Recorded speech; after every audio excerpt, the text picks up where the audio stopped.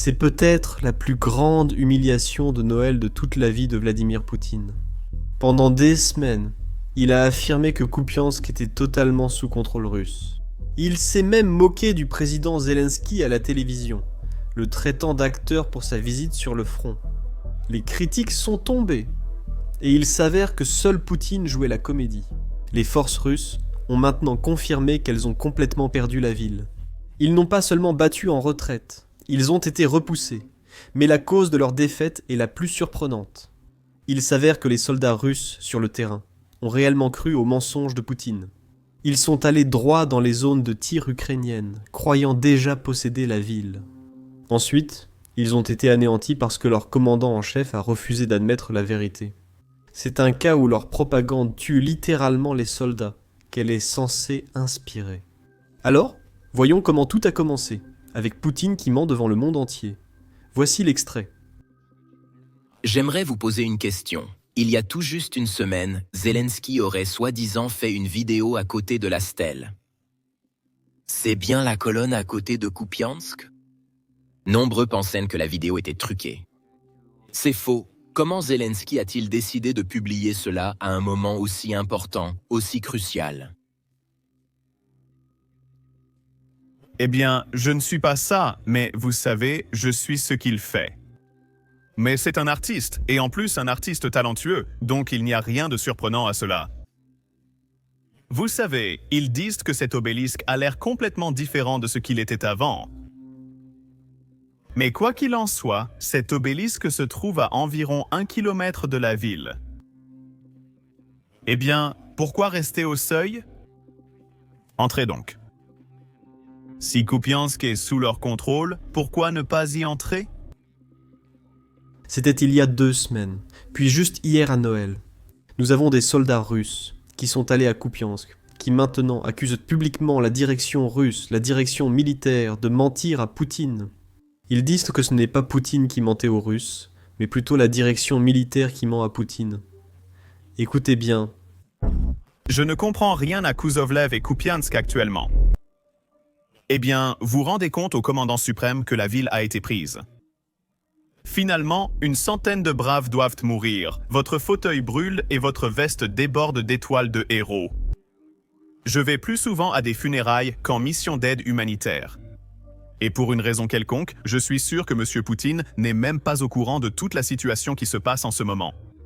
Mais Gerasimov doit prendre ses responsabilités et avoir le courage de signaler cela, plutôt que de le cacher et de garder le silence. Et ne pas bloquer ni garder le silence. Maintenant, de nombreux analystes russes essaient de comprendre ce qui s'est exactement passé. Pourquoi la Russie a-t-elle été repoussée si facilement?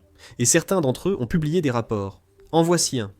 Ce rapport s'intitule « Problèmes à proximité de Kupiansk ». Une partie importante de la tête de pont sur la rive ouest de la rivière a été perdue. La formation ukrainienne s'est infiltrée entre les deux villes en tentant d'agir sur la base de faux rapports. L'une des unités opérantes ici a perdu près de 150 hommes rien qu'en décembre en s'approchant d'une des localités qu'il pensait avoir libérées. Il a mis « libéré » entre guillemets parce que Poutine affirmait que la ville l'était, alors qu'en réalité elle restait sous contrôle ukrainien. Maintenant, il est assez évident que lorsque c'est votre président qui le dit, les soldats vont le croire. Pourquoi les soldats russes douteraient-ils de Poutine? Ce rapport précise que les affirmations sur le contrôle total de Kupiansk et ses environs par la Russie ont été formulées en premier, à un moment où non seulement il n'y avait eu aucune consolidation, mais où seuls des groupes ultra petits opéraient dans la région. En fait, il n'y a pas eu de véritable consolidation dans la ville, ni avant ni après la déclaration de libération. L'exagération des succès et la transmission d'informations inexactes vers la hiérarchie ont entraîné des déclarations erronées au sommet, en raison de rapports incorrects. Des réserves, jugées inutiles, pour la prise et le nettoyage de Kupiansk ont été redéployées ailleurs. En termes simples, parce que Poutine a fait tellement de déclarations mensongères. Il n'y a eu aucun renfort pour les personnes qui pénétraient dans la ville, aucun renfort pour les soldats russes. Et cela signifiait que lorsque les forces armées ukrainiennes ont lancé leur contre-attaque, elles ont eu assez facilement raison de ces Russes. Le rapport précise que lorsque les unités spéciales ukrainiennes ont frappé une zone vide, les groupes d'infiltration n'ont pu stopper l'avancée à cause de la supériorité adverse. Pour des raisons évidentes, Il n'y a pas eu de pertes énormes, car il n'y avait pratiquement personne à perdre. Le rapport a soulevé la question principale. Qui ment? Et pourquoi? Ce mensonge profite aux forces armées ukrainiennes à Kupiansk. Soyons honnêtes, ce rapport était très académique, vous voyez.